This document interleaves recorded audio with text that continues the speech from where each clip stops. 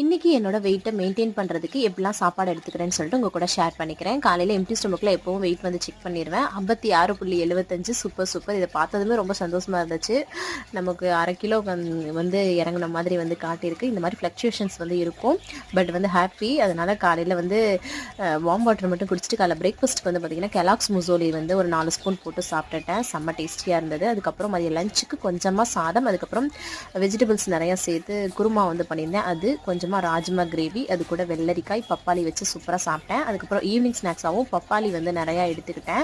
அதுக்கப்புறமா கொஞ்சமாக வேர்க்கடலை வந்து எடுத்துக்கிட்டேன், வறுத்த வேர்க்கடலை. நைட்டு டின்னர் தான் கொஞ்சம் வந்து சீட் வந்து பண்ணியாச்சு. 2 ஸ்டீம்டு மோமோஸ், அது கூட வந்து பார்த்திங்கன்னா கொஞ்சமாக சிக்கன் ஃப்ரை ரைஸ், அதுக்கப்புறம் சிக்கன் நூடுல்ஸ் கொஞ்சம், இதெல்லாம் வந்து எடுத்துக்கிட்டேன். கொஞ்சம் வெயிட் கம்மியானாலே போதுமே, நம்ம வந்து மெயின்டைன் தானே பண்ணுறோம் அப்படின்னு சொல்லிட்டு இன்றைக்கி வந்து சீட் டே வந்து பண்ணியாச்சு. அதுக்கப்புறம் ஒரு பிளாக் காஃபி குடிச்சிட்டு 1 ஹவர் நல்லா நடந்தாச்சு. நாளைக்கு என்னெல்லாம் பண்ணுறேன்னு சொல்லிட்டு பார்க்கலாம். பாய்.